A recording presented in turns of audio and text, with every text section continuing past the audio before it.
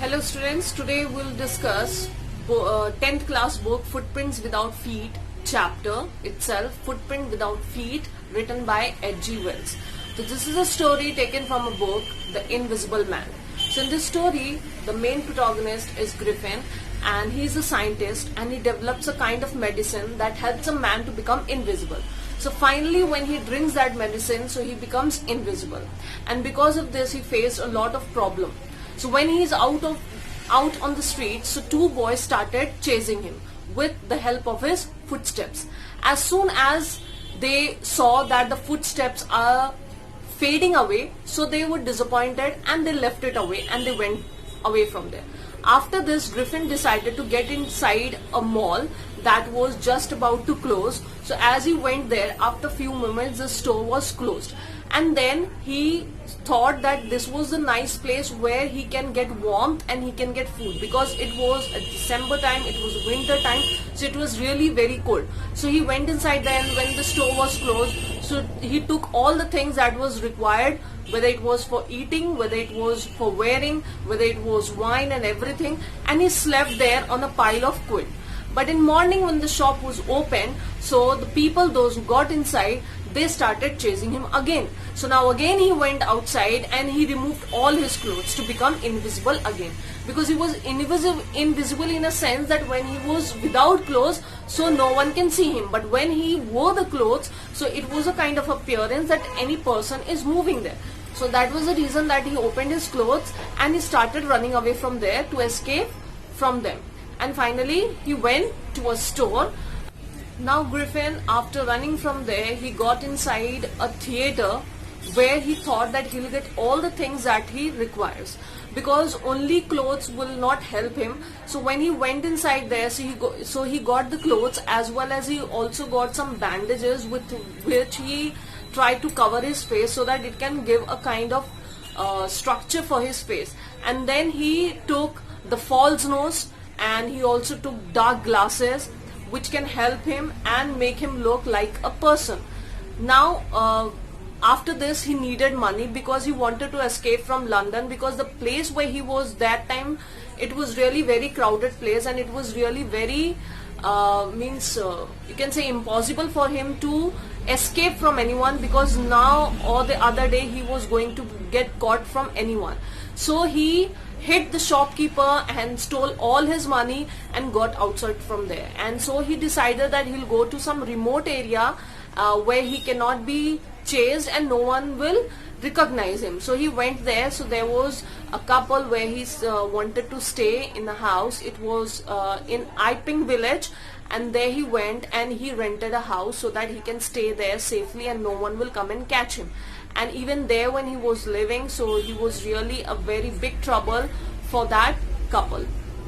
Now the couple was Mr. and Mrs. Hall. So Mrs. Hall was trying to be friendly with Griffin, but Griffin was kind of a person who was not very friendly with anyone, and the reason was that even this was his character, and moreover he has stolen the money, so he didn't want to get into any kind of trouble.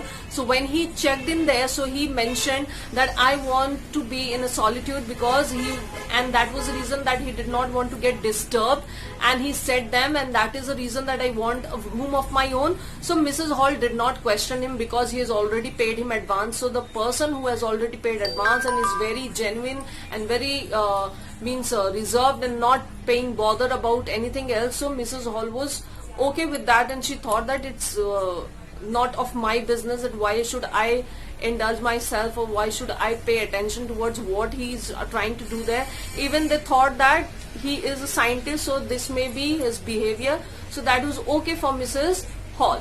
And now the money that he has stolen, the money that Griffin has stolen did not lasted long, and the day came when now he has to pay the rent, but he did not have the money. So he create a kind of a sense to Mrs. Hall that a check was going to arrive him and he will pay by that check. But here Mrs. Hall and his husband was not having faith on him, and they thought that why this man is saying this, because before this he has paid without paying later, he has already paid in advance, and why he is doing like this. So they wanted to inspect his house, inspect the room where he was living. So Next day, Mrs. Hall tried to get inside his room when she wanted to find what this man is exactly doing in the room.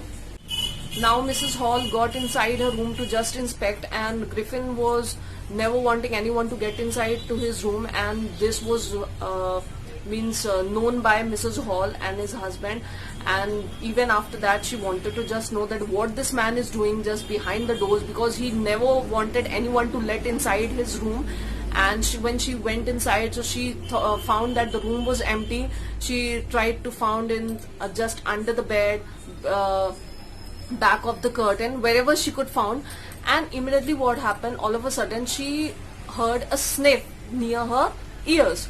So it made a sense that someone was in the room. And even in that time, there was the chair that was kept there, as if it looked that it has got life in it, and it started blowing in the air. That means Griffin has put it up and tried to throw it on them, on that couple. And because of this, Mrs. Hall got hysterics, and she got from the room. She got out from the room because she thought a spirit has made a control over her room, and she went out from there. Now after some time, what happened, Griffin paid the amount, but here they both were thinking that how is it possible that he had got the money, because he said that the check was coming there and then he is going to pay, but how he has managed to get the money, because he has not got out of the hotel, not got out of that inn, and still he has managed to get the money. And even more, that room was empty. This, and from where he came there, even the room was locked from outside, so how he got inside there, or how he came out from there. So here she started questioning about this with Griffin. So Griffin came to know that they are having a doubt on him. So he said that, you want to know who am I? Then he just took out his bandage, and he took out his nose, he took out his whiskers, everything, and that fake nose, he took out it and threw on her. And after seeing his appearance, a man without a head, everyone was terrified. And when they all saw this, so they knew that it was none other than the Griffin himself who was doing all these things.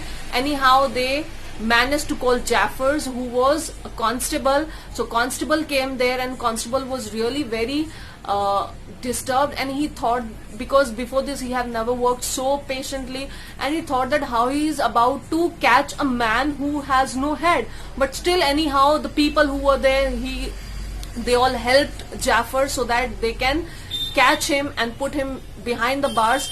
But as it always happens, Griffin, anyhow, he started pulling out all his clothes, putting off his all clothes slowly, and he was becoming more invisible.